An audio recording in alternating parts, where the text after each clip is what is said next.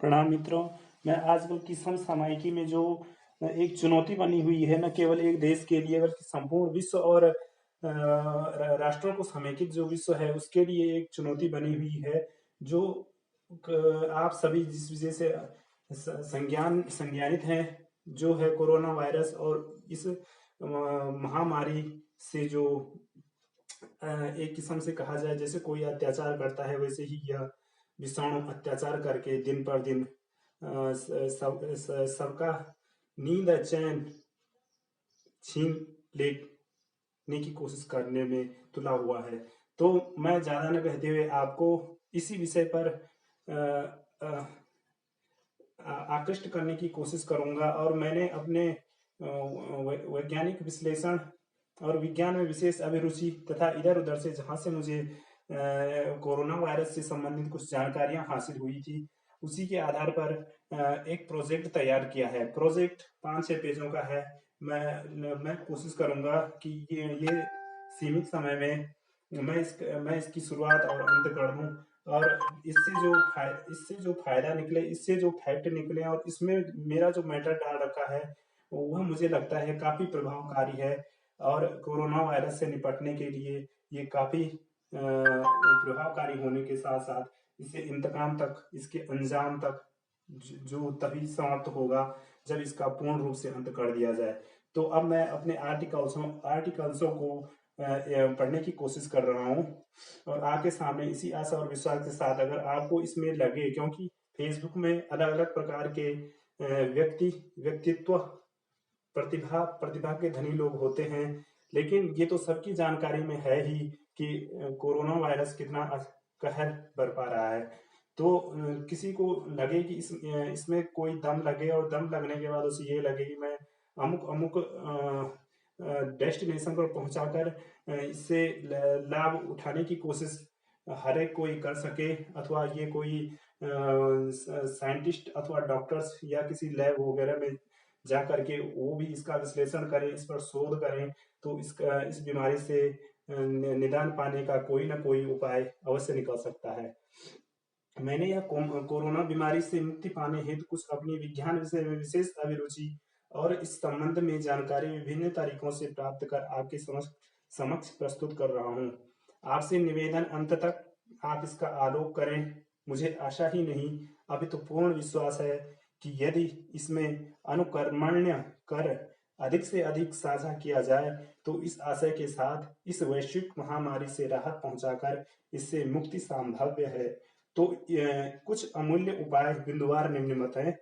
पहला है, इससे निपटने का सबसे आसान उपाय है कि हम अपनी रोग प्रतिरोधक क्षमता, जिसे इंग्लिश में इम्यूनिटी सिस्टम भी कहा जाता है, को मजबूत करें। क्योंकि यदि इस बात का सर्वेक्षण किया जाए कि चार लोग इससे प्रभावित होने के माहौल में खड़े हैं, एक किस्म से सपोज करा जाए कि जैसे हीट जोन वगैरह बना रखे हैं, अगर कोई रेड जोन है, हीट जोन है, तो मैं रेड जोन का उदाहरण दूंगा। अगर कोई रेड जोन में इस स्थान पर खड़ा है कि वहां से कोरोना वायरसों का संक्रमण आसानी से किसी पर हो जाता है, और वहां 4 व्यक्ति खड़े हैं, 4 व्यक्तियों में से 3 की इम्यूनिटी जरा कमजोर है और एक की स्ट्रांग है, तो जाहिर सी बात है कि जो 3 इम्यूनिटी वाले होंगे, अगर घुसेगा तो उनके अंदर भी वायरस ही, लेकिन जब उनके अंदर घुसेगा तो उनके शरीर की जो रोग प्रतिरोधक क्षमता होंगी, जो उनके ब्लड सेल्स होंगे, जो उनकी व्हाइट ब्लड कार्बल्स, जिसे श्वेत रक्त कणिकाएं, लाल रक्त कणिकाएं वगैरह वगैरह होती हैं, तो उसको अंदर ही अंदर नष्ट कर देंगे। वो तीनों इस बीमारी से बच जाएंगे। लेकिन जो कमजोर इम्यूनिटी सिस्टम वाला होगा, जो शारीरिक दुर्बलता वाला होगा, उसको ये बीमारी शीघ्र ग्रसित करने की संभावना में आधिक्य में हो सकती है। इसी तथ्य को ध्यान में रखते हुए मैं आपको एक नुस्खा प्रस्तुत करने की कोशिश करूंगा, जो मेरा खुद का काल्पनिक तो नहीं है। ये नुस्खा काल्पनिक बिल्कुल भी नहीं है। ये अगर आपने कहीं सुना हो, मुझे लगता है आप में से लेश मात्र व्यक्तियों ने ये सुना होगा। ये प्राचीन परंपरा में जो बड़े बड़े ऋषि मुनि होते थे, और बड़े बड़े ऋषि मुनि होते थे और उसके साथ संत समाज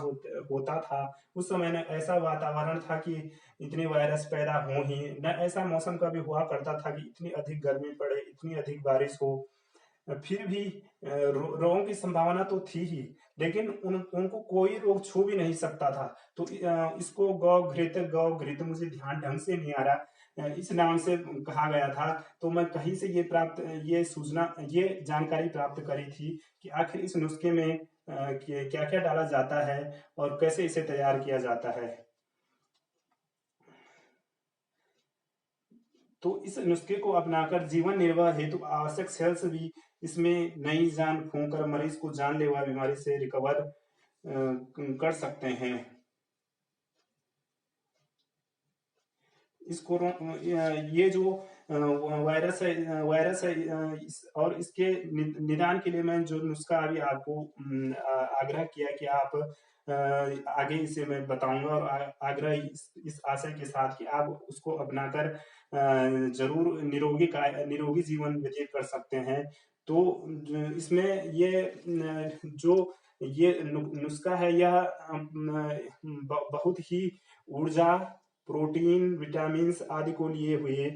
होता है। जब इन सब चीजों को लिए हुए होता है तो एक निश्चित मात्रा में इसका उपभोग करने की सलाह दी जाती है। सलाह तो खैर आजकल कहीं दुष्कर ही कोई मिलेगा जो इस प्रकार इसका सेवन करता होगा, अथवा उसे इस बारे में जानकारी होगी। तो चाहे जो जो भी हो, तो इसके साथ साथ माना कोई बीमार है कोरोना से अथवा नहीं है, तो वह इस नुस्खे से प्राप्त जो अर्ध द्रव्य अथवा पेस्ट होगा उसका निश्चित मात्रा में उपयोग करने के साथ साथ वो व्यायाम अथवा वर्जिश भी करे। और इसलिए भी करे, वो तो खैर शरीर के लिए आवश्यक है ही है, और इसलिए भी करे कि क्योंकि जब वो इसका सेवन करना शुरू करेगा तो उसका असर उसकी संपूर्ण बॉडी पे होगा। और फिर वो एक तरह से कहें अमृत अमृत रूप में वह इंसान की कोशिकाओं तक जो इतनी छोटी छोटी होती है वहां तक पहुंच जाएगा। और वहां पहुंचने के बाद वो कोरोना वायरस से एक तरीके से लड़ेगा, उससे फाइट करेगा, और वो अगर उसके अंदर इतनी क्षमता है तो वहीं उसे नष्ट करके दम लेगा। तो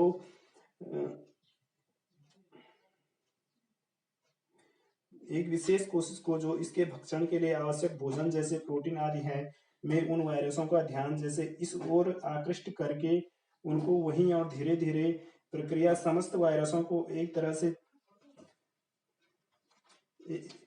से एक जगह चिपका करके, और वहां जो ये थर्ड से भरा पूरा है, आवश्यक पोषक तत्व इसमें समेट कर शरीर के सभी अंगों तक पहुंच जाएंगे, कोरोना वायरस पर अटैक कर उसे नष्ट कर देगा। इस प्रकार इस नुस्खे के आवश्यक अवयवों को एक अर्धद्रव्य अथवा पेस्ट बनाकर जिसे एक साधारण इंसान भी उपभोग कर निश्चित मात्रा का सेवन कर सकता है और वह भी स्वस्थ रह सकता है। इस नुस्खे के आवश्यक तत्व प्राप्त करने के लिए मिश्रण हेतु आवश्यक पदार्थ निम्न है, जिनको मैं अभी आपको बताऊंगा। अभी मैं आपको एक चीज और बताने जा रहा हूं कि यदि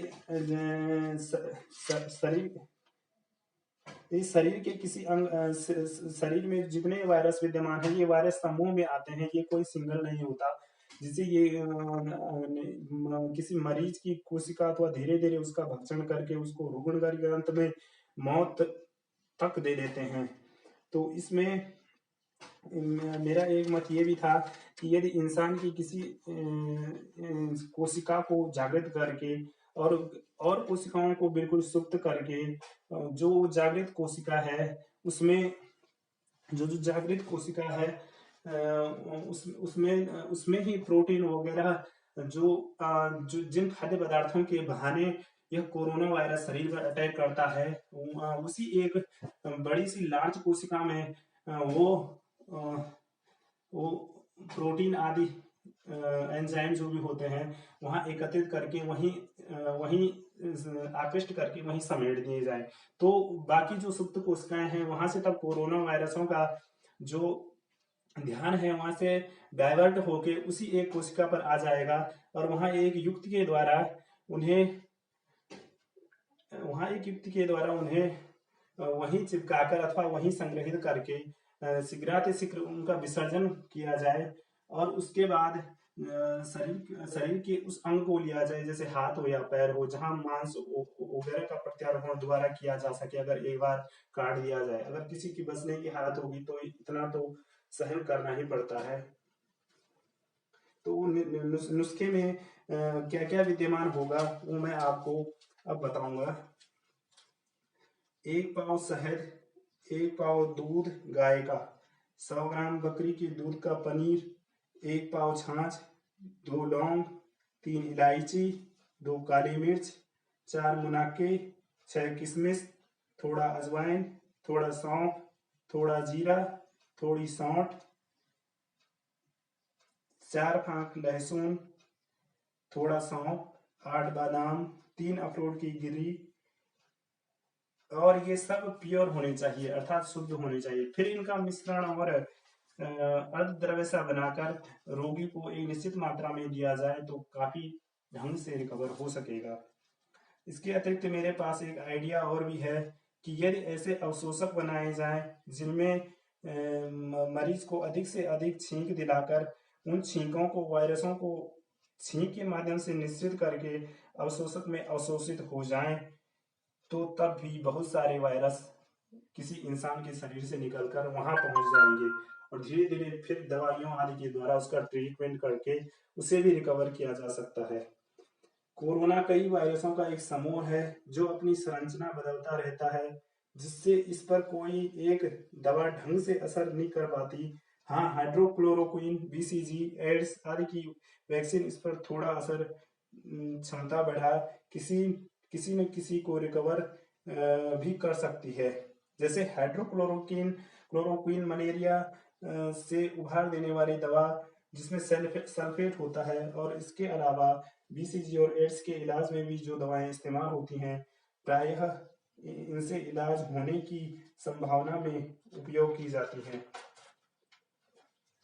कोरोना वायरस अकोशिकीय होता है, इसमें केवल आरएनए विद्यमान होता है, लेकिन मेरा मत है कि यदि गंगा नदी में दीर्घावधि तक उसके पानी को पवित्र रखने वाले ई कोलाई जीवाणु और निंजा नामक विषाणु और हाइड्रोक्लोरोक्विन में मौजूद सल्फेट और इसी तरह ऐसी ही गंभीर बीमारियों में प्रायः जो वायरस कारक होते हैं, उपरोक्त इन्हीं लाभदायी तत्वों, चाहे वह जीवित कोशिकीय आरएनए, डीएनए, रासायनिक उत्पादों या रासायनिक तत्वों पर शोध अथवा प्रयोग किसी प्रयोगशाला आदि में करके, मेरा विश्वास है कि अवश्य ही इस बीमारी को खत्म करने के लिए कोई वैक्सीन अथवा टैबलेट इस वायरस के संपूर्ण निदान हेतु तैयार की जा सकती है।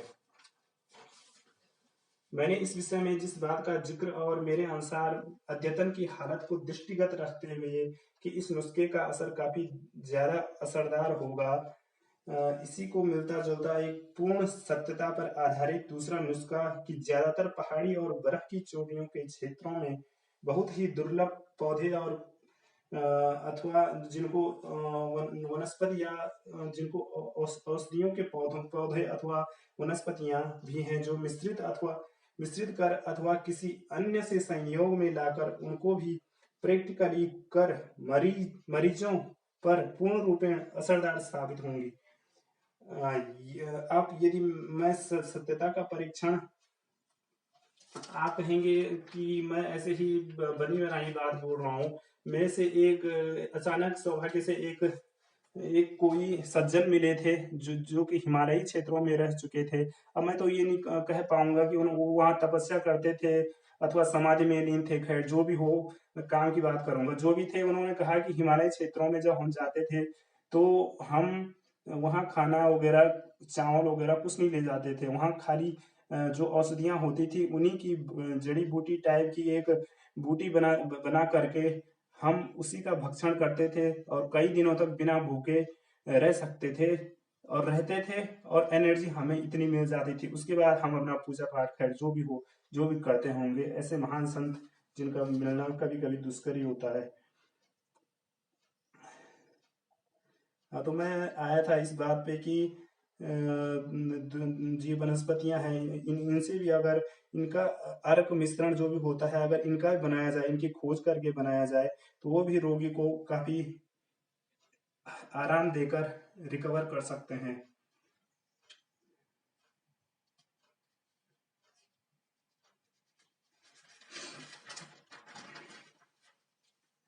केवल वैक्सीन अथवा टैबलेट बनाने से ही संभव होने के साथ साथ जैसे इस कोरोना का जैसे अन्य के साथ युग्म होता है, युग्म बना होता है, उसी प्रकार इससे भिन्न वायरसों, बैक्टीरिया, ई कोलाई आदि आदि आदि का भी युग्म बना करके हम उस कोरोना वायरस जो युग्मों के रूप में शरीर में रहता है, उनके युग्म से इन वायरस और जीवाणुओं के युग्म बनाकर उनसे टकराकर उन पर अटैक करके उनको नष्ट कर दिया जा सकता है। धन्यवाद। सबका मंगल हो, सबका कल्याण हो, सब निरोगी रहें।